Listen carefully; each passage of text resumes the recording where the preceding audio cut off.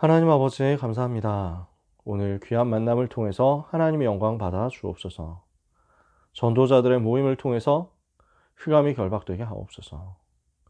전도자들의 기도 때문에 모든 불신앙이 무너지게 하여 주옵소서.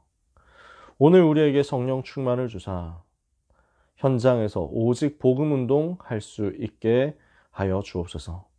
예수 그리스도 이름으로 기도합니다. 아멘. 오늘 예수님의 권세에 대해서 말씀을 같이 나눕니다.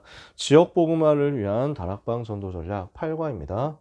우리가 하고 있는 교재가 지금 이거예요. 지역 복음화를 위한 다락방 전도 전략입니다.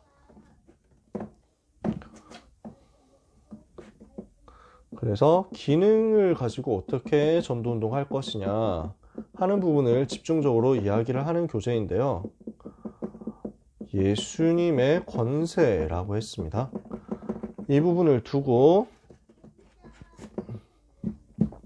마태복음 28장 18절에서 20절에 하늘과 땅의 모든 권세를 내게 주셨으니 그러므로 너희는 가서 모든 민족을 제자로 삼아 아버지와 아들과 성령의 이름으로 세례를 베풀고 내가 너에게 분부한 모든 것을 가르쳐 지키게 하라. 볼지어다 내가 세상 끝날까지 너희와 항상 함께 있으리라 하셨습니다.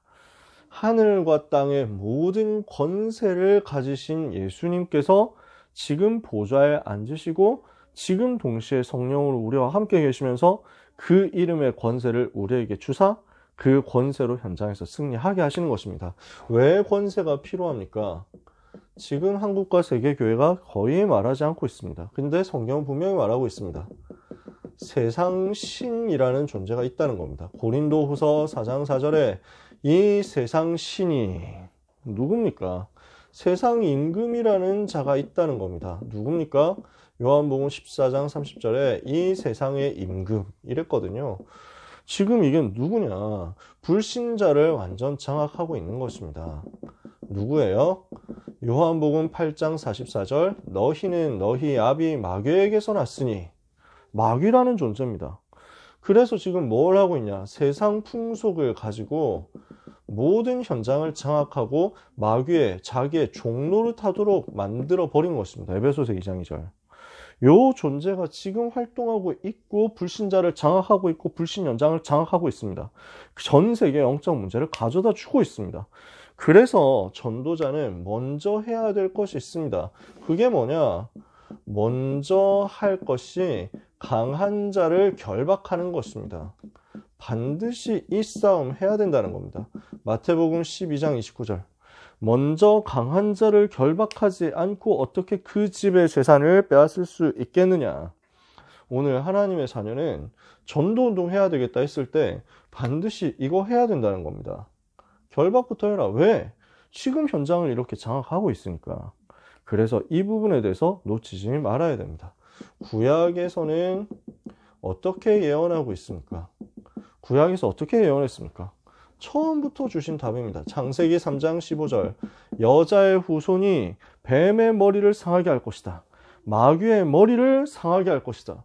여자의 후손으로 오실 그리스도께서 마귀의 머리를 박살내고 인생을 거기에서 사탄의 손에서 건져낼 것이다.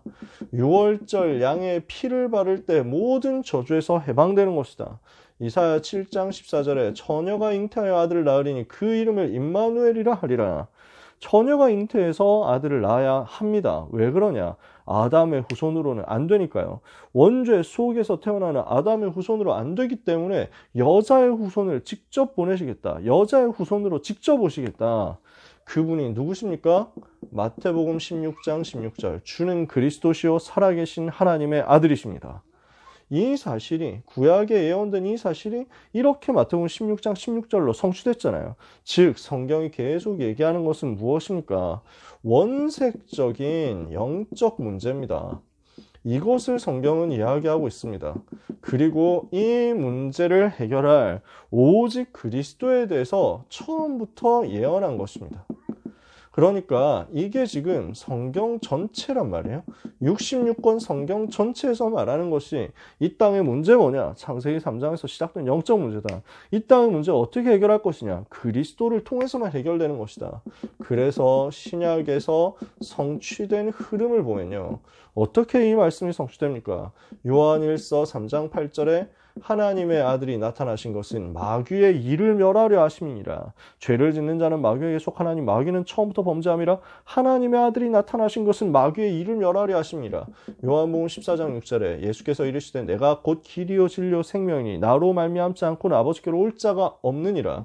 베드로전서 3장 18절에 이와 같이 그리스도께서도 우리 죄를 위하여 죽으사 의인으로서 불의한 자를 대신하셨으니 이는 우리를 하나님 앞으로 인도하려 하심이라.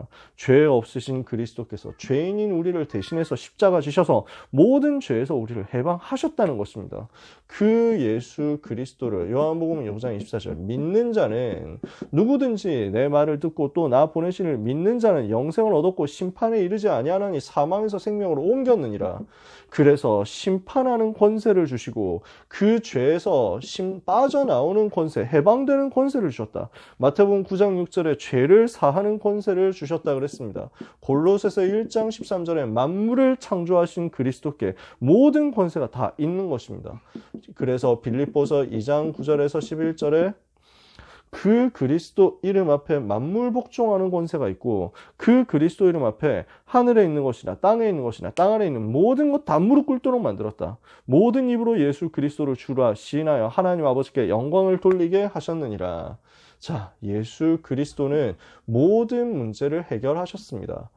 왕으로 선지자로 제사장으로 모든 문제를 해결하셨습니다. 그리고 심판하는 권세를 가지고 우리에게 무엇을 또한 허락하셨느냐? 심판에서 빠져나오는 용서받는 은혜를 주셨습니다. 심판하는 권세가 있고 용서하는 권세가 있습니다. 만물을 다스리는 만물을 통치하는 권세가 있습니다. 그 예수 그리스도의 권세를 하나님의 자녀가 붙잡고 현장에서 누리는 것입니다. 그래서 구약 성경에서 예언된 그리스도, 신약에 성취된 그 그리스도, 모든 문제를 해결하시고 모든 권세를 가진 그리스도께서 나와 함께 계시는 것이다. 이것을 실제로 현장에서 확인해야 되겠습니다. 요한복음 1장 12절에 영접하는 자 곧 그 이름을 믿는 자들에게는 하나님의 자녀가 되는 권세를 주셨죠. 그래서 하나님의 자녀가 되면 이 권세를 사용하는 것입니다. 무엇으로 사용할 수 있습니까? 요한복음 16장 24절에 지금까지는 너희가 내 이름으로 아무것도 구하지 아니하였으나 구하라 그리하면 받으리니 너희 기쁨이 충만하리라. 요한복음 14장 16절에 보혜사 성령으로 우리와 함께 하시는 것입니다. 내가 아버지께 구하겠으니 그가 또 다른 보혜사를 너희에게 쏘아 너희와 영원토록 함께 있게 하실 것이다. 로마서 8장 2절에 그리스도 예수 안에 있는 생명의 성령의 법이 죄와 사망의 법에서 너를 해방하였습니다. 사도행전 1장 8절 오직 성령이 너희에게 임하시면 너희가 권능을 받고 예루살렘과 온 유대 사마리아 땅까지로 내 증인이 되리라. 하나님의 자녀가 될 때 그 신분을 가지고 예수 그리스도 이름의 권세를 사용할 수 있게 됩니다. 어떻게 이게 가능합니까?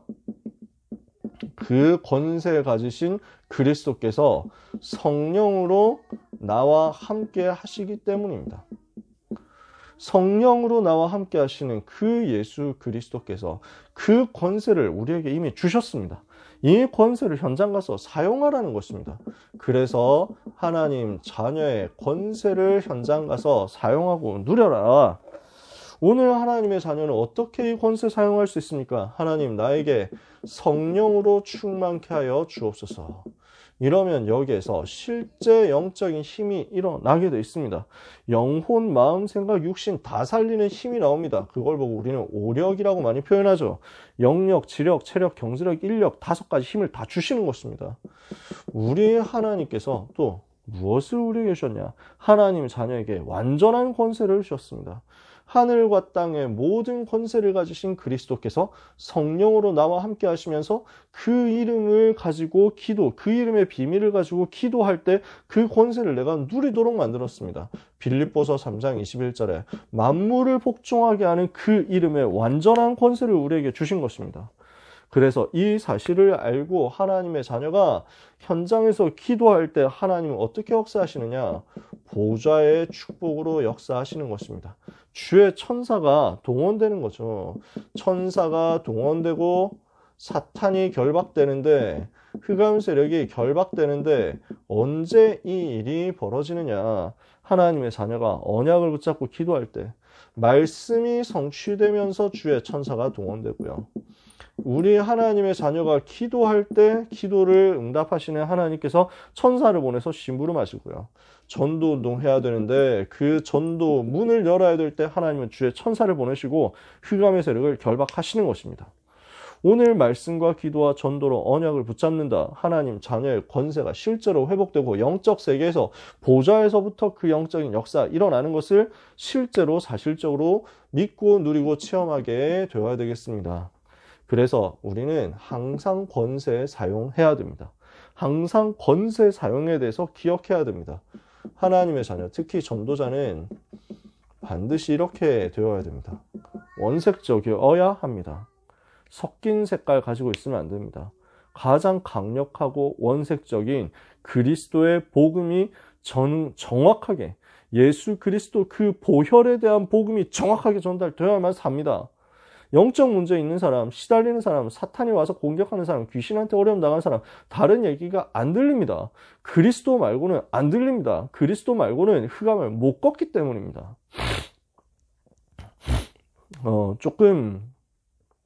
조금 심한 경우도 있습니다. 그러니까 너무너무 어려움 당한 사람들은 아무것도 안 돼요. 할 수가 없어요. 복음 외에는 살 길이 없어요. 그러니까 복음 들으러 우리 교회로 올 수밖에 없어요. 그러니까 전국과 세계에 복음운동 없느냐? 그렇게 말할 수는 없죠. 누군가 분명히 곳곳에서 하고 있을 것입니다. 우리만이 복음을 독점하느냐? 그건 아니죠.